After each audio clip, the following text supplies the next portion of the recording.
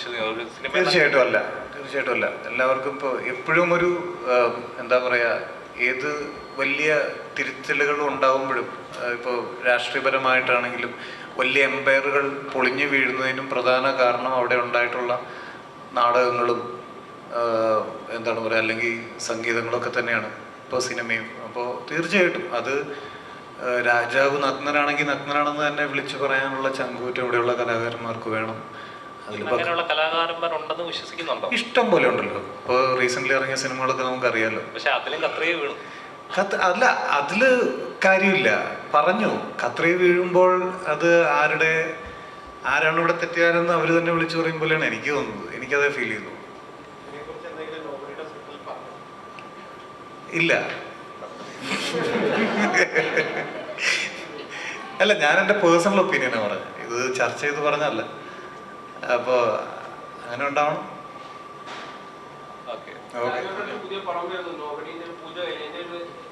നമുക്ക് ബസൂക്കയെ കുറിച്ച് പറഞ്ഞിട്ട് അല്ല, ഇത് ഒന്നും ആയിട്ടില്ല. പടം ഇന്നലെ പൂജ കഴിഞ്ഞല്ലേ ഉള്ളൂ. ഇല്ല.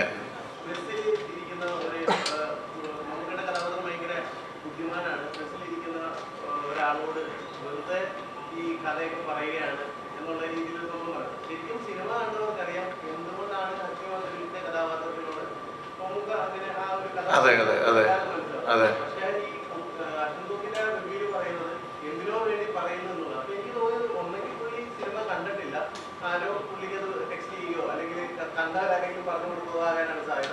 പുള്ളിക്ക് ആ പോയിട്ട് മനസ്സിലായത്. പക്ഷെ മനസ്സിലാകാൻ അങ്ങനെ വഴിയില്ല. കാരണം അത്രയും ഒരു മുഴുവൻ ഒരാൾക്ക് അത് കണക്ട് ആയിട്ടെന്ന് പറയുമ്പോൾ എന്തോ ഒരു മിസ്റ്റേക്ക് ഉണ്ട്. ഏകദേശം ആ 4.29 സെക്കൻഡ് ആ വരുന്നത് ഞാൻ പ്രത്യേകിച്ച് പിന്നെ റിപ്പീറ്റ് ചെയ്ത് ഞാൻ കേട്ട കുഴപ്പമാണോ പറയുമ്പോൾ റിപ്പീറ്റ് ചെയ്തപ്പോഴും പുള്ളി എന്താണ് പറയുന്നത്, വെറുതെ ഒരു യാത്രക്കാരനോട് കുറെ കഥകൾ പറയുന്നു എന്നാണ്.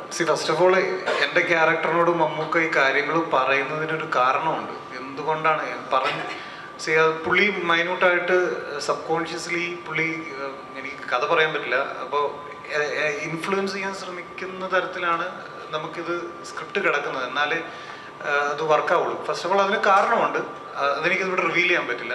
രണ്ടാമത്തെ കാര്യം എന്ന് പറഞ്ഞിട്ടുണ്ടെങ്കിൽ സിനിമയിൽ നമ്മൾ ലോജിക്ക് നോക്കരുതെന്നുള്ളതാണ്. അതുകൊണ്ടാണ് അത് സിനിമയാവണം. ഇല്ലെങ്കിൽ നമുക്കൊരു ഡോക്യുമെൻ്ററിയോ ഇല്ലെങ്കിൽ വേറെ എന്തെങ്കിലും ചെയ്താൽ പോരെ. സിനിമ എന്ന് പറയുന്നത് ലോജിക്കിന് അത്രയും കൊടുക്കേണ്ട പ്രാധാന്യം അത്രയേ ഉള്ളൂ. ഇപ്പോൾ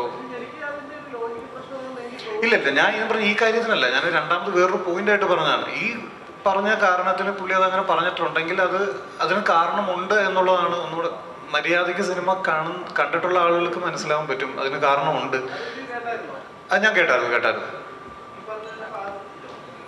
ഞാൻ ശ്രദ്ധിച്ചു എന്നുള്ളതാണ് എനിക്ക്. പക്ഷെ ഞാൻ പറഞ്ഞില്ല, ഞാനത് മൈൻഡ് ചെയ്യാറില്ല. ഇപ്പൊ ഈ പറഞ്ഞ പോലെ വേറൊരു കാര്യം, എന്തോ ബ്രോ എന്ന് വിളിക്കുന്ന അങ്ങനെ എന്തൊക്കെയോ പറയുന്നത് കേട്ടു. പക്ഷെ ഞാൻ ബ്രോ എന്ന് വിളിക്കാറുണ്ട്. അപ്പൊ എനിക്കതിൽ അരോചകം തോന്നിയില്ല. രണ്ടാമത്തെ വേറൊരു കാര്യം എന്ന് പറഞ്ഞിട്ടുണ്ടെങ്കിൽ ഈ ക്യാരക്ടർ അങ്ങനെയാണ്, ഇയാൾ ഇറിറ്റേറ്റിംഗ് ആണ്. എൻ്റെ ക്യാരക്ടർ കുറച്ച് ഇറിറ്റേറ്റിംഗ് ആണ്. കൂടെ ഇരിക്കുന്ന ആളുകളുടെ അല്ലെങ്കിൽ അവരുടെ കംഫർട്ട് സോൺ മര്യാദ കൊടുക്കാത്ത ഒരാളാണ് ഈ എൻ്റെ ക്യാരക്ടർ ഇതിനകത്ത്. അപ്പോൾ അയാൾക്ക് അങ്ങനെ ചെയ്യും. അയാൾ ബ്രോ എന്ന് വിളിക്കും, ചിലപ്പോൾ വേറെ എന്തെങ്കിലും പറയും, വെറുതെ അടുത്തിരിക്കുന്നവരോട് ചൊറിയും, ഹെഡ്സെറ്റ് വെക്കാതെ ഫോണിൽ ലൗഡായിട്ട് പാട്ട് കേൾക്കും, ഫോൺ കോൾ ചെയ്യും. അത് നമ്മുടെ കൂടെ ഉണ്ടാവില്ല. ഇപ്പോൾ തിയേറ്ററിൽ വന്നിരിക്കുമ്പോൾ ഇതെല്ലാം ചെയ്യുന്ന ആൾക്കാരുണ്ടാവില്ല. അപ്പം അങ്ങനത്തെ ഒരു സ്വഭാവമുള്ളൊരു വ്യക്തിയാണ്. അയാൾക്ക് ആ ഒരു സോഷ്യൽ ക്യൂ ഇല്ല ഈ സണ്ണി വർഗീസ് എന്ന് പറയുന്ന ക്യാരക്ടർ. അതങ്ങനെ ചെയ്തത്. ഇതാ പറയുന്നത്, സിനിമയ്ക്ക് ഇതെങ്ങനെ ചെയ്യുന്നത് നമ്മളിത് വെറുതെ ചെയ്യണമല്ല, ഇതിനൊക്കെ ഓരോ റീസൺസ് ഉണ്ട്. എന്നാലേ അയാളെ അങ്ങനെ രീതിയിൽ നമുക്ക് പോർട്രേറ്റ് ചെയ്താലേ ഈ സിനിമയിൽ ഇത് ലാൻഡ് ആവുള്ളൂ. അതുകൊണ്ടാണ് അങ്ങനെ നമ്മൾ പ്ലേസ് ചെയ്തിരിക്കുന്നത്.